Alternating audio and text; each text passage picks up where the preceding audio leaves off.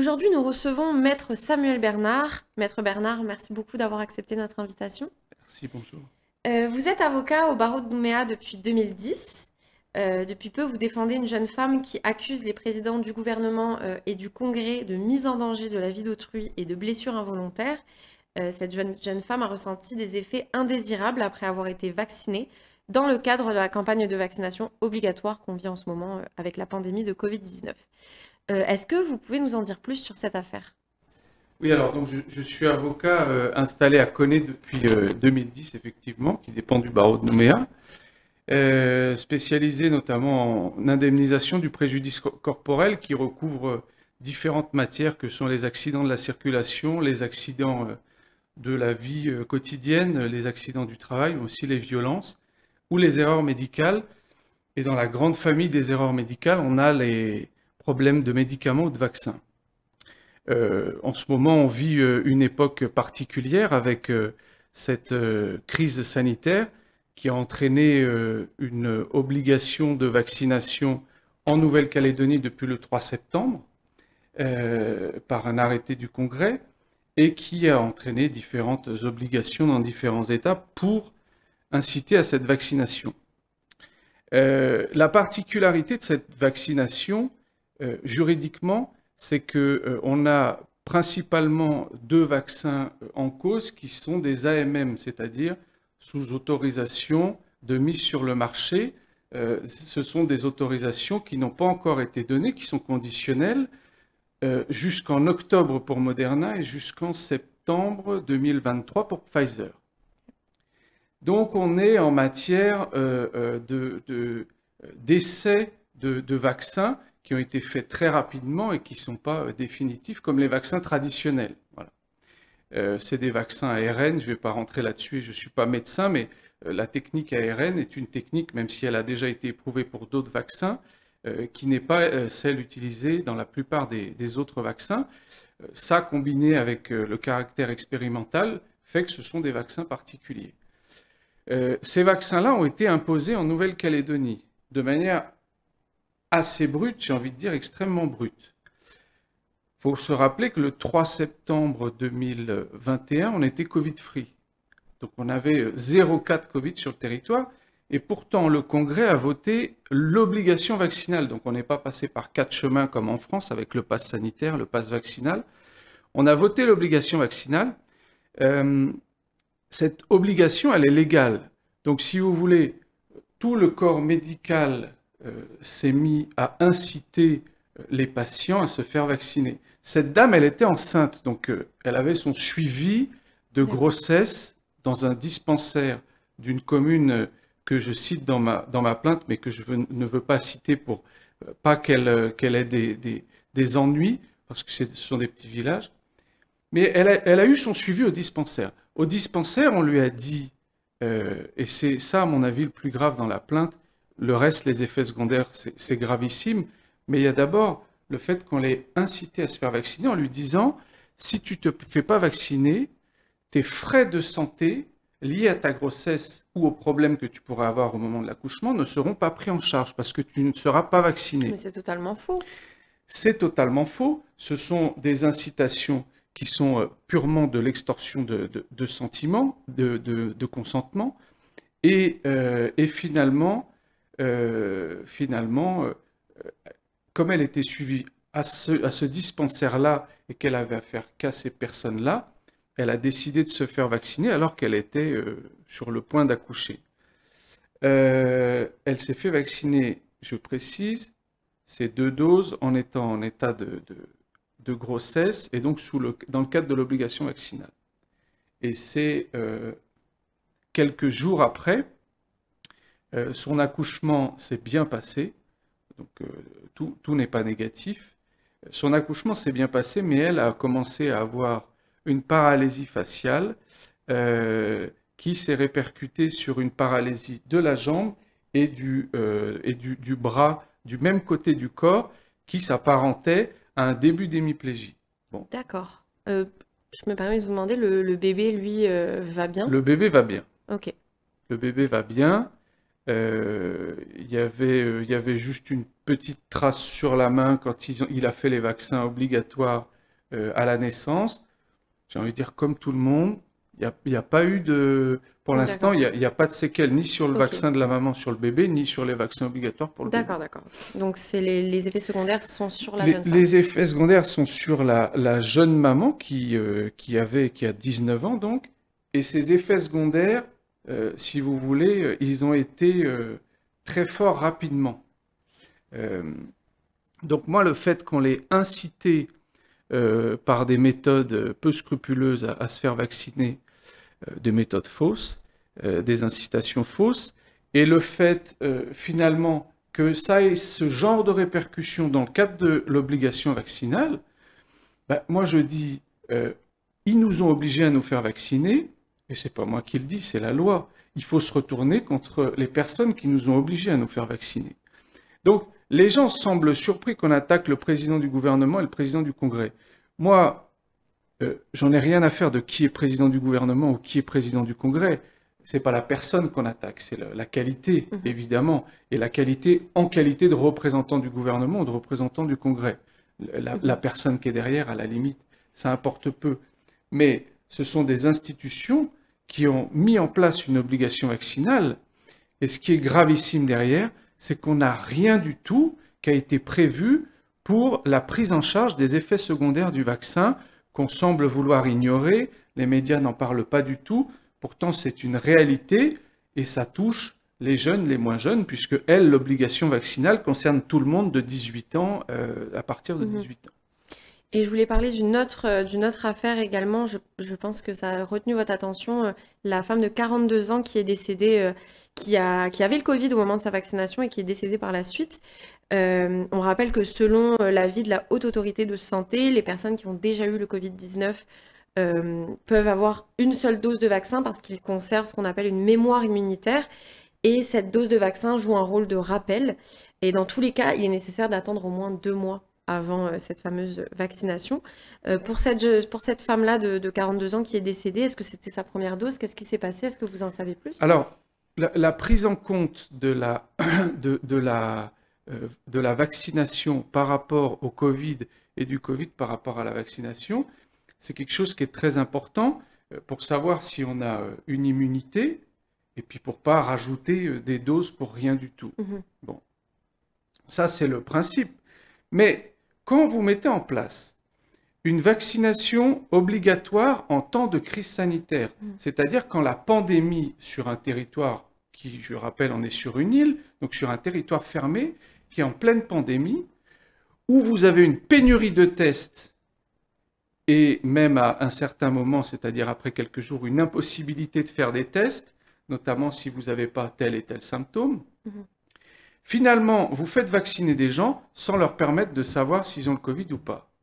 Sauf que à cette période-là, beaucoup avaient le Covid, et quand vous avez des personnes qui étaient contaminées par le Covid dans votre famille, le premier réflexe, c'était « Écoute, c'est devenu obligatoire, ils sont en train de tous se choper, on va aller se faire vacciner. » Cette dame-là, qu'est-ce qui lui est arrivé?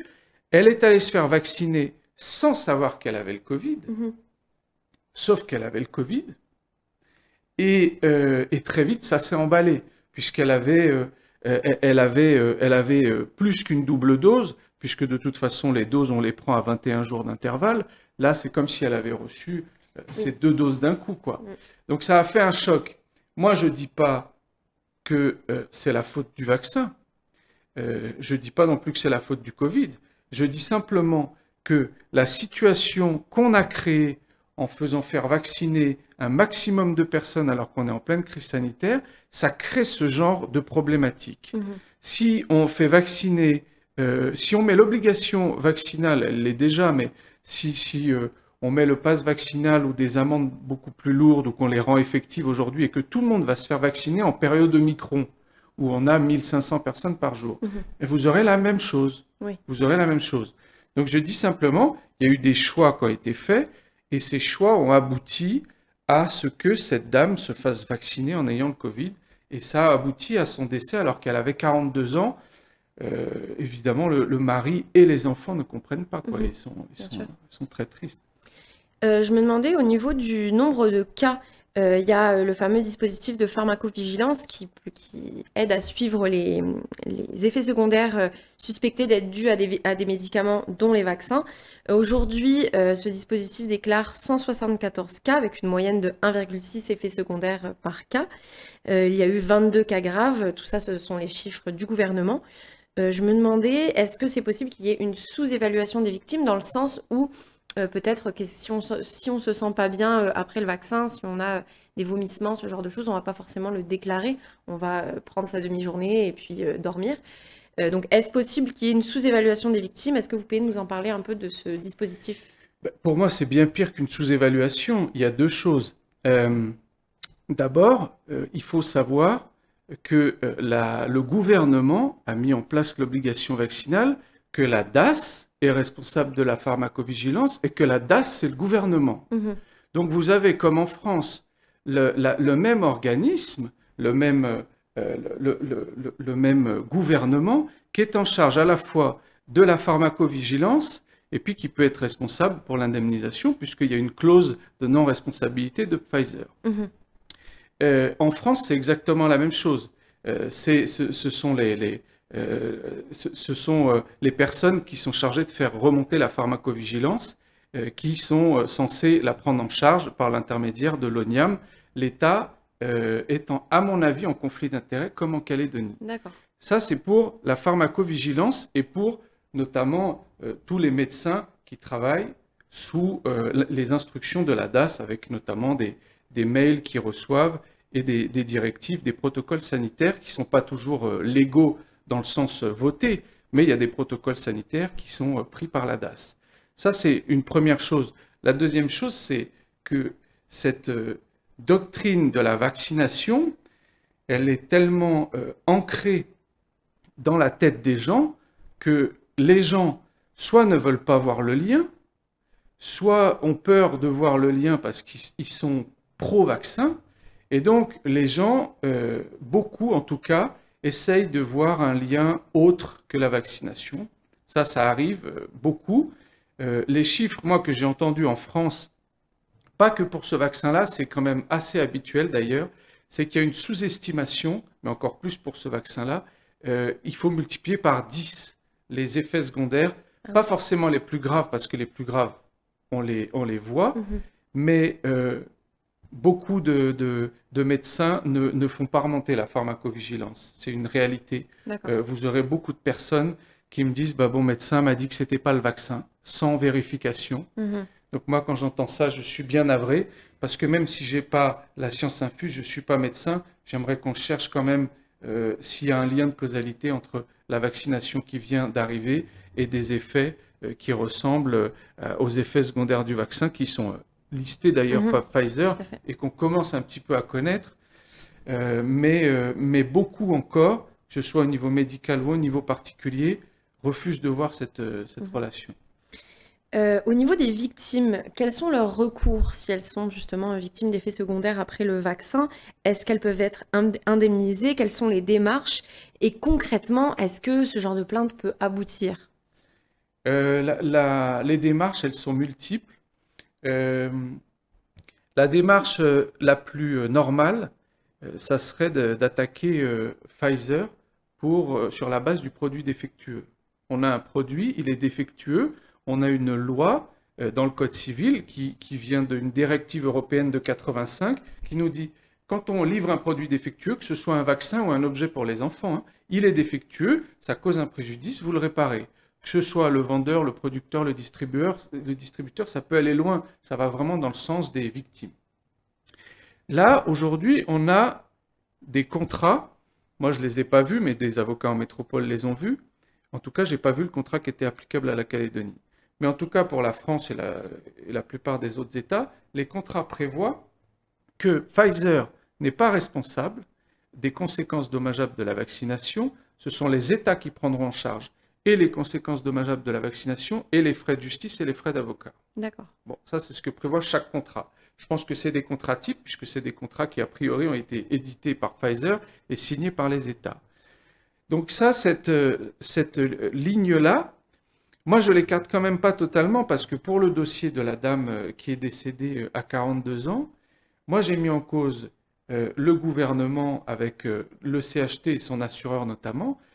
Et l'assureur du CHT a mis en cause lui-même Pfizer D'accord. en me disant, vous ne mettez pas en cause Pfizer, moi je vais les mettre en cause parce que peut-être qu'ils ont leur mot à dire. Mhm. Donc ça, c'est une première chose. La deuxième chose, j'en ai parlé tout à l'heure, la vaccination, elle est obligatoire, donc on se retourne contre ceux qui ont obligé à nous faire vacciner et qui auraient dû mettre en place un système analogue au système français, qui est soit un fonds d'indemnisation des victimes et qui permet d'indemniser en cas d'effets secondaires présumés. Mhm. Voilà. Et qui permet de faciliter la charge de la preuve du lien de causalité. En fait, ça, c'est une grosse difficulté. Si on a une justice qui veut tout balayer en disant « vous ne prouvez pas », il n'y aura jamais de victime qui sera indemnisée. D'accord. Par contre, si on commence à dire dans ce fonds d'indemnisation, voilà tous les effets secondaires, s'ils sont apparus entre 7 et 14 jours après la vaccination, vous serez indemnisé parce que le lien de causalité, vous n'aurez pas à le prouver, le lien de causalité il sera présumé. D'accord. C'est ce qu'on a fait pour les victimes du sang contaminé, pour les victimes de l'amiante, en disant, si vous avez travaillé dans telle entreprise entre telle date et telle date parce qu'elle avait de l'amiante, vous êtes présumé victime de l'amiante, victime travailleur de l'amiante. C'est ça sert aussi à ça, un fonds d'indemnisation. Mais je pense qu'on ouvrirait une porte, il y aurait beaucoup de victimes indemnisées. Et la pharmacovigilance remonterait, et les procès augmenteraient, mais au moins les victimes auraient l'indemnisation de leur préjudice. Aujourd'hui, moi j'ai beaucoup de victimes qui prennent attache avec moi, j'en ai beaucoup aussi qui laissent tomber parce que ça fait peur, on est dans un petit pays. Moi quand j'ai dit que j'attaquais le président du Congrès, le président du gouvernement, la plupart des clients ils sont partis en courant. Donc on peut proposer d'autres choses. On peut essayer de saisir la commission d'indemnisation des victimes qui existe en Nouvelle-Calédonie. Normalement, elle ne marche pas dans ces cas-là, mais moi, je veux dire, il y a plusieurs possibilités. Pour cette dame-là, je n'ai pas déposé une plainte, j'ai déposé un dossier devant le tribunal administratif pour mettre en cause, non pas une faute pénale du président du gouvernement, mais simplement leur responsabilité en tant qu'organisme représentant la Calédonie ou le gouvernement de Calédonie et le Congrès. Et donc, c'est moins, on va dire, moins fort qu'une plainte pénale, mais ça peut permettre de discuter, toujours dans le cadre d'une expertise médicale ou d'une autopsie, qui peut faire le lien de causalité entre les deux, entre les séquelles et la vaccination. Mais évidemment, si on n'a pas de présomption de lien de causalité, on peut tout balayer d'un coup. Ouais. Je me demandais, cette situation, elle a l'air assez exceptionnelle, mais pourtant, je ne sais pas, vous allez me le dire, est-ce qu'il y a eu d'autres poursuites pour des vaccins, justement, notamment obligatoires, qui étaient suivis d'effets secondaires? Est-ce qu'il y a eu d'autres poursuites, justement? Moi, j'ai souvenir de poursuites sur le vaccin obligatoire qu'est l'hépatite B. La différence, c'était que ce vaccin était un vrai vaccin, pas sous AMM. Donc, quand on n'est pas sous AMM, ça prend des années à sortir un vaccin, on ne le sort pas en 2 mois. Et ensuite, les effets secondaires arrivent petit à petit, mais beaucoup moins qu'avec ce vaccin-là, et les dossiers durent très longtemps. D'accord. Je veux dire, le scandale de la dépakine, c'est 25 ans, 30 ans après. D'accord. Les scandales sanitaires de masse, bien sûr. ils sont assez nombreux, mais ils arrivent entre 20 et 30 ans après. Ici, j'entendais hier qu'on avait 45 000 déclarations de pharmacovigilance en France par an, tous médicaments confondus, et que depuis le début de la vaccination, juste pour les vaccins, on en avait 110 000. D'accord. Okay. Donc, ça remonte. Oui. Peut-être que ça ira plus vite, parce que les gens font ressortir des thromboses, alors qu'ils étaient jeunes, qu'ils n'avaient pas d'antécédents médicaux, des AVC, des infarctus du myocarde, bon, des choses extrêmement graves et qui touchent aussi les jeunes personnes. Donc, peut-être que ça va remonter plus vite et que ça va aboutir plus vite, parce que les autres scandales sanitaires, ça a été un combat très très long, et parce que ce lien de causalité n'était pas présumé. Donc, il a fallu faire expertise sur contre-expertise, et ça a été extrêmement long. Mais ça a toujours existé à ce niveau-là. Non, déjà pour la première raison, c'est qu'on n'a jamais eu un niveau planétaire de vaccination comme celui-là. on n'a aucun médicament, on n'a aucun produit au monde, à part peut-être le Coca-Cola, mais on n'a aucun produit au monde qui est diffusé comme ce vaccin-là. Ça n'existe pas. Donc peut-être que cette situation nouvelle, elle va aboutir à une mise en cause des laboratoires un peu plus rapide, en tout cas pour les effets secondaires graves et inattendus, mais faudra que la justice s'en saisisse, ça c'est sûr. D'accord. Avant de conclure, est-ce que vous avez un dernier mot à ce sujet? Mais moi, sur la vaccination, j'ai rien à dire. Je suis pas médecin. Moi, ce que je dis, c'est que il faut se renseigner quand même sur les effets secondaires qui arrivent et sur prendre rendez-vous avec un médecin, se renseigner sur vos antécédents médicaux qui pourraient être des contre-indications à la vaccination, parce que dans les vaccinodromes, on n'a pas forcément le temps d'écouter les patients. Et puis, s'il y a des effets secondaires, si vous vous êtes fait vacciner, si vous êtes contraint de le faire aussi parce qu'il y a une obligation vaccinale, et que vous avez des effets secondaires, si c'est pas trop grave, faites-le remonter à la pharmacovigilance. Si c'est grave, il faut rechercher des responsabilités. Il y a des choses qui sont pas normales. Quand on a des effets secondaires graves, on recherche une responsabilité. Et évidemment, Pfizer devra être entendu sur tout ce qui se passe en ce moment. D'accord. Maître Bernard, merci beaucoup d'avoir répondu à nos questions. Merci à vous de m'avoir Et puis, invité. on restera à l'affût de l'évolution de cette poursuite. Merci.